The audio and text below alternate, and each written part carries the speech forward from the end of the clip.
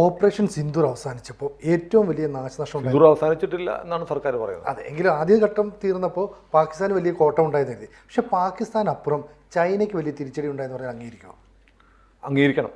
കാരണം ലോകം ലൈവായിട്ട് കണ്ടു. ഇപ്പോൾ പാകിസ്ഥാൻ ഒരുപാട് നാരേറ്റീവ്സ് നടത്തുന്നുണ്ട്. ഈ മറ്റേ മിലിറ്ററി ഗെയിം ഉണ്ടല്ലോ, ഗെയിമൊക്കെ എടുത്ത് വെച്ചിട്ട് ഇന്ത്യൻ വിമാനം വീഴുന്നു കാണിക്കുന്നുണ്ട്. പക്ഷേ ഗാസയിലെ വിഷ്വൽസ്, ലെബനോണിലെ വിഷ്വൽസൊക്കെ വെച്ചിട്ടാണ് ഇന്ത്യ എന്ന് പറയുന്നത് ഫാക്ട് ചെക്ക് ചെയ്തിട്ട് ഒരുപാട് ആളുകൾ പാകിസ്ഥാൻ്റെ നറേറ്റീവ്സ് ഒക്കെ കള്ളത്തരാണ് തെളിയിച്ചിട്ടുണ്ട്. ചില മാധ്യമങ്ങളിലൂടെ അവർ അത്ര വാർത്ത പുറത്തു. അപ്പോൾ ഒരു ഇൻഫർമേഷൻ വാർഫെയറിൽ അവർ വ്യാജ വാർത്തകൾ വ്യാപകമായി പടച്ചുവിട്ടു. നമുക്കതിന് നേരെ ഇല്ലാത്തതുകൊണ്ട് നമുക്ക് ഒറിജിനൽ വിഷ്വൽസ് നമ്മുടെ കയ്യിലുണ്ട്. പിന്നെ ഇതിനാണ് ഫേക്ക് ആയിട്ടുള്ള കാര്യങ്ങൾ ചെയ്യുന്നതെന്നാണ് നമ്മുടെ ലൈറ്റ്. നമ്മൾ സത്യം മാത്രം പറയുന്നു, അവർ നുണ പറയുന്നു. സത്യം ചെരുപ്പിടുമ്പോഴേക്കും നുണ ലോകം ചുറ്റി വരുമെന്ന് പറയുന്ന പോലെ പാകിസ്ഥാൻ അങ്ങനെ ഒരു ഫേക്ക് നറേറ്റീവ്സ് നടത്തുന്നുണ്ട്. അതവിടെ നിൽക്കട്ടെ. നോക്കൂ, പാകിസ്ഥാൻ ഉപയോഗിച്ചത് ഭൂരിപക്ഷം ആയുധങ്ങളും ചൈനയുടേതാണ്. തോറ്റത് പാകിസ്ഥാൻ ആണെങ്കിലും അടിച്ചിട്ടത് മുഴുവൻ ചൈനയുടെ ആയുധങ്ങളെയാണ്. അടിയേറ്റ് വീണത് ചൈനയാണ്. കാരണം ലോകം മുഴുവൻ ലൈവായിട്ട് കണ്ടു ചൈന പാകിസ്ഥാന് കൊടുത്തിട്ടുള്ള ഏറ്റവും ഹൈ എൻഡിലുള്ള എന്ന് അവരവകാശപ്പെടുന്ന മിലിറ്ററി ഹാർഡ്വെയറുകൾ മുഴുവൻ തകർന്നു വീഴുന്നത് കണ്ടു. അപ്പോൾ ചൈനയുടെ ആയുധങ്ങൾ ഏറ്റവും കൂടുതൽ വാങ്ങുന്നത് ചില ആഫ്രിക്കൻ രാജ്യങ്ങളും ഏഷ്യയിലെ ചില രാജ്യങ്ങളുമാണ്. അപ്പോൾ ഇവരൊക്കെ ഇന്ത്യ പാകിസ്ഥാൻ അൺഡിക്ലെയർഡ് അപ്രഖ്യാപിതമായ ഒരു യുദ്ധം നടക്കുന്നത് ലൈവായി കാണുന്നുണ്ട്. പാകിസ്ഥാൻ്റെ പക്കലുള്ളത് മുഴുവൻ ചൈനയുടേതാണ്, നമ്മുടെ പക്കൽ ഭൂരിഭാഗം ഉള്ളത് റഷ്യയുടേതാണ്. പിന്നെ ഇന്ത്യ തദ്ദേശീയമായി വികസിപ്പിച്ചെടുത്ത ആയുധങ്ങളും ഇത് രണ്ടുമാണ് നമ്മുടെ പക്കലുള്ളത്, ലോകത്തിനറിയാം. അപ്പം ആയുധം വാങ്ങുക എന്നുള്ളത് എല്ലാ രാജ്യങ്ങളുടെയും താല്പര്യമാണ്. അതുകൊണ്ട് എല്ലാ രാജ്യങ്ങളുടെയും മിലിറ്ററി ഒഫീഷ്യൽസ് ഈ ലോകത്തുള്ള എല്ലാ വാറുകളും കാണും. അത് അവരുടെ ജോലിയുടെ ഭാഗമാണ്. കണ്ടിട്ട് ഏതെല്ലാം ആയുധങ്ങളാണ്, ഏതൊക്കെയാണ് പ്രിസിഷനായിട്ട് വർക്ക് ചെയ്യുന്നത്, ഏതാണ് 100% വിജയകരമായി പ്രവർത്തിക്കുന്നതെന്ന് മിലിറ്ററി നിരീക്ഷകർ വിവിധ സേനകളുടെ ഏത് യുദ്ധം, ഇപ്പം ഉക്രൈൻ റഷ്യ യുദ്ധമാണെങ്കിലും ഇന്ത്യ പാകിസ്ഥാൻ വാറാണെങ്കിലും അവർ നിരീക്ഷിച്ചിട്ട് ഏറ്റവും കൂടുതൽ ഹിറ്റ് ചെയ്യുന്ന, ഏറ്റവും കൂടുതൽ ഹിറ്റ് റേറ്റുള്ള ആയുധങ്ങൾ അവർ മാർക്ക് ചെയ്യും. എന്നിട്ട് അത് വാങ്ങാനുള്ള ശ്രമം നടത്തും. അതുപോലെ ഇന്ത്യയും പാകിസ്ഥാനും തമ്മിൽ ഒരു ലിമിറ്റഡ് വാർ സിന്ദൂറിൻ്റെ പേരിൽ നടക്കുമ്പോൾ ചൈനയുടെ ആയുധങ്ങൾ ഇപ്പുറത്ത്, റഷ്യയുടെ ആയുധങ്ങൾ ഇപ്പുറത്ത്, ഇന്ത്യയുടെ തദ്ദേശീയമായ ആയുധങ്ങൾ തമ്മിലുള്ള ഏറ്റുമുട്ടലാണ്. ഇപ്പം മനുഷ്യരും തമ്മിലുള്ള ഒരു കോമ്പാറ്റ്, ഹ്യൂമൻ കോമ്പാറ്റ് നടന്നിട്ടില്ല. കരയുദ്ധം ഉണ്ടെങ്കിൽ മാത്രമേ ഉള്ളൂ. അപ്പോൾ ടെക്നോളജി ഉപയോഗിച്ചുള്ള ഒരു യുദ്ധമാണ് ഇപ്പം നടന്നത്. അപ്പോൾ നോക്കുമ്പോൾ ലൈവായിട്ട് ഇവർക്ക് കാണാൻ പറ്റി ചൈന ഉപയോഗിച്ച എല്ലാ സാധനവും തകർന്നു. ഏറ്റവും പ്രധാനപ്പെട്ടത് ചൈനയുടെ ഏറ്റവും പ്രധാനപ്പെട്ട അഭിമാനകരമായി ചൈന പറയുന്ന, നമ്മൾ പലതവണ പറഞ്ഞതാണ്, HQ-9 എന്ന് പറയുന്ന $3.5 മില്യൺ കൊടുത്തിട്ട് പാകിസ്ഥാൻ വാങ്ങിച്ചതാണ്. അതായത് S-400 സുദർശന ചക്ര എന്ന് പറയുന്ന വ്യോമ പ്രതിരോധ സംവിധാനം റഷ്യയിൽ നിന്ന് നമ്മൾ വാങ്ങിയിട്ട് നമ്മുടെ തദ്ദേശവൽക്കരിച്ചതാണ്. അത് നമ്മുടെ കയ്യിലുണ്ട്. അതിന് സുദർശന ചക്ര എന്നാണ് പേരിട്ടിരിക്കുന്നത്. അത് പാകിസ്ഥാൻ വിട്ട ഒരു ഡ്രോണും ഒരു മിസൈലും നമ്മുടെ ജനവാസ കേന്ദ്രങ്ങളെ ഹിറ്റ് ചെയ്യാതെ അതിനെ എല്ലാം ഇൻ്റർസെപ്റ്റ് ചെയ്തു. എല്ലാ പ്രൊജക്ടൈൽസിനെയും അവർ തകർത്തു. അത് നമ്മൾ കണ്ടതാണ്. നമുക്ക് ഈ പറയുന്ന പോലെ കാഷ്വാലിറ്റീസ് ഇല്ല, സിവിലിയൻ കാഷ്വാലിറ്റീസ് ഇല്ല. ഉണ്ടെങ്കിൽ അത് മൂടി വെക്കാൻ പറ്റില്ല. സോഷ്യൽ മീഡിയ ഇത്രയും ശക്തമായ കാലത്ത് നമ്മുടെ കെട്ടിടങ്ങളോ നമ്മുടെ ആളുകൾക്കോ ഒക്കെ പരിക്ക് പറ്റുകയോ കൊല്ലപ്പെടുകയോ ഒക്കെ ചെയ്തെങ്കിൽ അതെങ്ങനെയെങ്കിലുമൊക്കെ പുറത്തു വരും. ഒരൊറ്റ സോഷ്യൽ മീഡിയ പോലും ഇന്ത്യൻ ഭാഗത്തു നിന്നുള്ള നാശനഷ്ടങ്ങൾ സംബന്ധിച്ചുള്ള ഒരൊറ്റ വീഡിയോയും ഒറ്റ റിപ്പോർട്ടും വരുന്നില്ല. കാരണം അങ്ങനെ സംഭവിച്ചിട്ടില്ല. അപ്പോൾ എന്താ പക്ഷേ നമ്മൾ ഇവിടുന്ന് അയച്ചതൊക്കെയോ പാകിസ്ഥാനിൽ പോയി പാകിസ്ഥാനിലെ തന്ത്രപ്രധാനമായ സ്ഥലങ്ങളിലൊക്കെ വീണു. അതിൻ്റെ എല്ലാം വീഡിയോ ലഭ്യമാണ്. കാരണം നമ്മൾ ഈ കമിക്കാസി ഡ്രോണുകളൊക്കെ അയച്ച സമയത്ത് അതിൽ ക്യാമറ കൂടെ വെച്ചിട്ട് ആ ഹിറ്റ് ചെയ്യുന്നതിൻ്റെ വിഷ്വൽസ് കൂടെ നമ്മൾ കളക്ട് ചെയ്തു. കാരണം അല്ലെങ്കിൽ ഇവിടുത്തെ രാഹുൽ ഗാന്ധിമാരൊക്കെ ചോദിക്കും തെളിവെവിടെ എന്ന് ചോദിക്കുന്നതുകൊണ്ട് അപ്പോൾ തദ്ദേശീയമായി അത് ഷൂട്ട് ചെയ്യുന്ന പരിപാടി കൂടെ നമ്മൾ നടത്തിയിരുന്നു. അപ്പോൾ കൃത്യമായി നമ്മുടെ കയ്യിലുണ്ട്. അപ്പോൾ HQ-9 എന്ന് പറയുന്ന അതിശക്തമായ വ്യോമ പ്രതിരോധ സംവിധാനം പാകിസ്ഥാൻ അവരുടെ അതിർത്തിയിൽ വിന്യസിച്ചിട്ടും എന്തുകൊണ്ടാണ് നമ്മുടെ മിസൈലുകളൊക്കെ പാകിസ്ഥാൻ അതിർത്തി കടന്ന് ചെന്ന് ബ്രഹ്മോസ് വരെ ചെന്ന് വീണു? ബാക്കിയൊക്കെ ചെറുതായതുകൊണ്ട് ഞങ്ങൾ കണ്ടില്ല എന്ന് വേണേൽ പറയാം.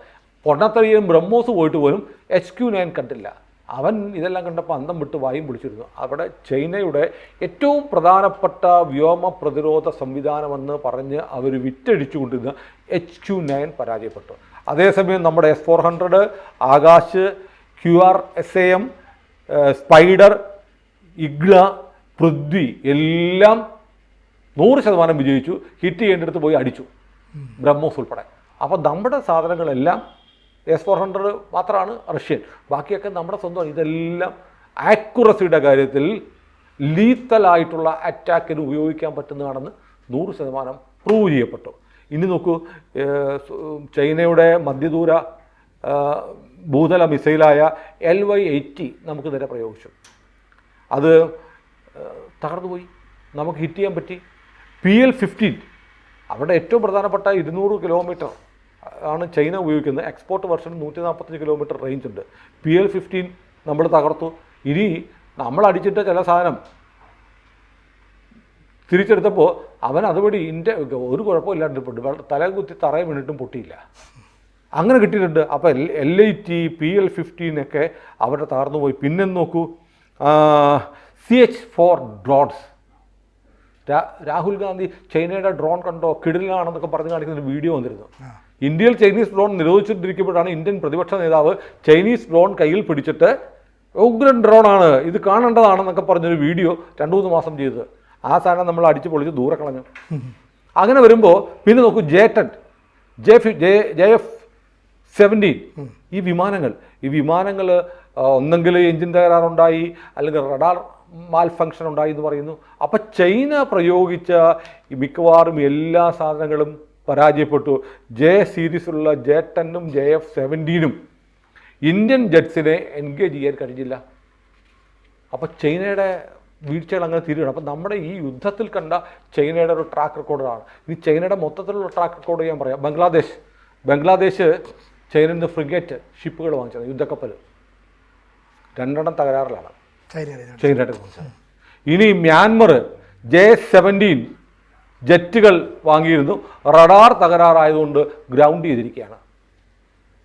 നൈജീരിയ F-7 ജെറ്റ് വാങ്ങി, മൊത്തം കംപ്ലൈൻ്റ് ആയിട്ട് അവർ റിപ്പയറിങ്ങിന് വേണ്ടി നൈജീരിയ അത് ചൈനയ്ക്ക് തിരിച്ചു കൊടുത്തു. പാകിസ്ഥാൻ F-22 ഫ്രിഗേറ്റ് കപ്പൽ വാങ്ങി, എൻജിൻ തകരാറാണ്, എൻജിനിൽ സെൻസർ തകരാറാണ് കപ്പൽ, പാകിസ്ഥാൻ്റെ കപ്പൽ. FM-90N മിസൈല് വലിയ കാര്യത്തിൽ പാകിസ്ഥാൻ വാങ്ങിച്ചിട്ടുണ്ട്, ഉപയോഗിക്കാൻ പറ്റുന്നതെന്നറിയാമോ? മിസൈലിന് ഉന്നം പിടിക്കുന്ന ഇൻഫ്രാറെഡ് സെൻസർ തകരാറാണ്. അതില്ല, പിന്നെ അതപ്പോൾ തെക്കോട്ട് വിട്ടാൽ ഇവൻ വടക്കോട്ട് പോകും. ഇന്ത്യയിലേക്ക് ഡൽഹിക്ക് വിട്ടാൽ അവൻ റാവൽപിണ്ടി പോയി വീഴും. അങ്ങനെയാണ്, കാരണം എയിം ചെയ്യുന്ന ഇൻഫ്രാറെഡ് തകരാറ് നടന്ന് പാകിസ്ഥാൻ തന്നെ തിരിച്ചു കൊടുത്തിരിക്കുകയാണ്. J-17 വിമാനമില്ലേ നമ്മൾ അടിച്ചിട്ടെന്ന് പറയുന്ന JF-17, അതിൻ്റെ ക്രാഷ് റേറ്റ്, ലോകത്ത് ഏറ്റവും കൂടുതൽ ക്രാഷ് റേറ്റ്, തകർന്നു വീഴുന്ന കണക്കിൽ വലിയ കൂടുതൽ JF-17 വിമാനങ്ങളാണെന്ന് ഇപ്പോൾ തന്നെ ഡിഫൻസ് സൈറ്റുകൾ പറയുന്നുണ്ട്. അതുകൂടാതെ 2016 മുതൽ 2020 വരെയുള്ള ചൈനയുടെ ഡിഫൻസ് മാർക്കറ്റ് ഉണ്ടല്ലോ, ചൈന ആയുധങ്ങൾ വിൽക്കുന്നുണ്ട്, നോക്കുമ്പോൾ 8% ഡിക്രീസാണ് ചൈനയുടെ ആയുധങ്ങളുടെ ഡിമാൻഡ്. 2020 വരെ 8% കുറഞ്ഞിരിക്കുന്നു. 2016 മുതൽ 20 വരെയുള്ള കണക്ക്, 20 ശേഷം 24 വരെയുള്ള കണക്കുകൾ ലഭ്യമല്ല. അപ്പോൾ ഇങ്ങനെ മൊത്തത്തിൽ ഇങ്ങനെ വിശ്വാസ്യത, ചൈനയുടെ ആയുധങ്ങൾക്ക്, ചൈനയുടെ ടെക്നോളജിയിൽ വിശ്വാസ്യത കുറഞ്ഞു വരുന്ന സമയത്താണ് ഓപ്പറേഷൻ സിന്ദൂരിൽ പാകിസ്ഥാനും ഇന്ത്യയും തമ്മിൽ ഒരു വാർ ഉണ്ടാവുന്നത്. ഈ വാറിൽ നിർഭാഗ്യവശാൽ പാകിസ്ഥാൻ എടുത്ത് പ്രയോഗിച്ചത് മുഴുവൻ ചൈനീസ് സാധനങ്ങളാണ്. അപ്പോൾ ചൈനീസ് സാധനങ്ങളെക്കുറിച്ച് നമ്മുടെ നാട്ടിൽ പറയുന്ന ചൈനീസ് സാധനമല്ലേ, അത് ചൈനയുടെ അല്ലേടെ എന്ന് പറയുന്നത് അക്ഷരാർത്ഥത്തിൽ പ്രൂവ് ചെയ്യുന്ന ഒരു ഘട്ടമായി ഓപ്പറേഷൻ സിന്ദൂർ മാറി. അപ്പോൾ ചൈന ഈ പറഞ്ഞ പോലെ നമ്മൾ പറയുന്നത് ചൈന വലിയ സംഭവമാണ്, ചൈനയോടൊന്നും നമുക്ക് മുട്ടാൻ പറ്റത്തില്ല, ചൈനയോട് പിടിച്ചു നിൽക്കാൻ പറ്റത്തില്ല. ശരിയാണ്, ചൈനയുടെ സൈന്യം നമ്മുടെ സൈന്യത്തെക്കാളും വലിയ സൈന്യമാണ്, കാരണം നമ്മുടെ ഇരട്ടി ആളുണ്ട് അവിടെ. അപ്പോൾ പട്ടാളവും വലുതാവും. നമ്മുടെ രാജ്യത്തേക്കാൾ വലിയ രാജ്യമാണ് ചൈന ഭൂവിസ്തൃതിയിൽ. അതുകൊണ്ട് സ്വാഭാവികമായും അവർക്ക് കൂടുതൽ വിശാലമായ അതിർത്തികളുണ്ട്. ആ അതിർത്തി കാക്കാൻ കൂടുതൽ സേനയെ വേണം. പക്ഷേ നമുക്കുള്ള ഒരു അഡ്വാൻറ്റേജ് എന്ന് പറഞ്ഞാൽ 50 ഡിഗ്രി 60 ഡിഗ്രി ചൂടുള്ള രാജസ്ഥാൻ മരുഭൂമിയിൽ, 0 ഡിഗ്രിക്കും താഴെ മൈനസിൽ പോകുന്ന സിയാച്ചിനിൽ, ആന്ധ്രയിലെയും ബീഹാറിലെയും ജാർഖണ്ഡിലെയും ജമ്മുവിലെയും ഒക്കെ കൊടുങ്കാടുകളിൽ എല്ലാത്തരം വിപരീത പ്രകൃതി കാലാവസ്ഥയോടും നിരന്തരം കോമ്പാറ്റ് ചെയ്തുകൊണ്ടിരിക്കുന്ന ഒന്നെങ്കിൽ തീവ്രവാദി അല്ലെങ്കിൽ നക്സലൈറ്റ്, ഇന്ത്യൻ ആർമി എന്നും യുദ്ധത്തിലാണ്, എൻഗേജറാണ്. നമുക്കിതൊരു പുത്തരിയല്ല യുദ്ധത്തിന് ഇറങ്ങാൻ. ബാക്കിയൊക്കെ തിന്നു കൊടുത്ത് രാവിലെ പരേഡ് അടിക്കുന്നതല്ലാണ്ട് യഥാർത്ഥ റിയൽ വാർ ഫ്രണ്ടിലേക്ക് പോയിട്ടില്ലാത്ത സേനയാണ് ചൈന.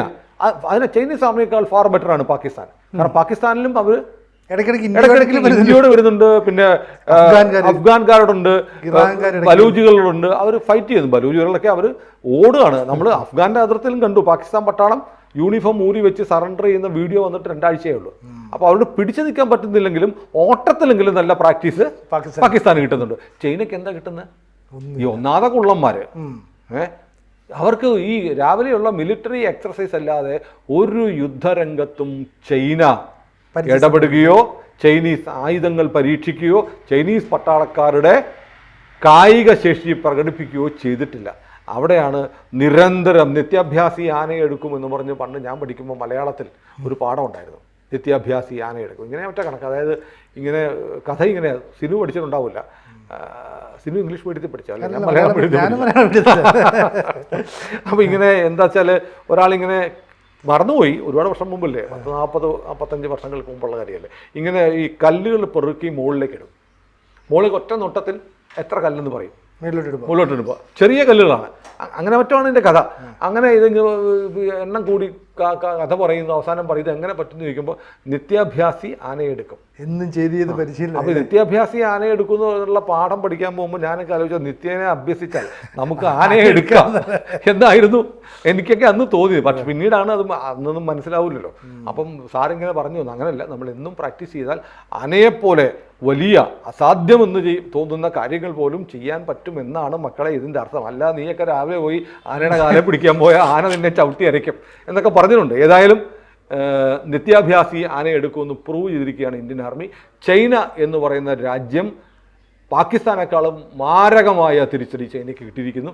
ചൈന ഇന്ത്യക്ക് മുന്നിൽ ഒന്നുമല്ല എന്ന് തെളിയിക്കപ്പെട്ടിരിക്കുന്നു എന്നതാണ് ഈ ഓപ്പറേഷൻ സിന്ദൂറിൻ്റെ ഒരു സൈഡ് എഫക്റ്റ്. കൂടുതൽ വാർത്തകളും വിശേഷങ്ങളും നിങ്ങളിലേക്ക് എത്താൻ ABC മലയാളം സബ്സ്ക്രൈബ് ചെയ്യുക, ബെൽ ബട്ടണും അമർത്തുക.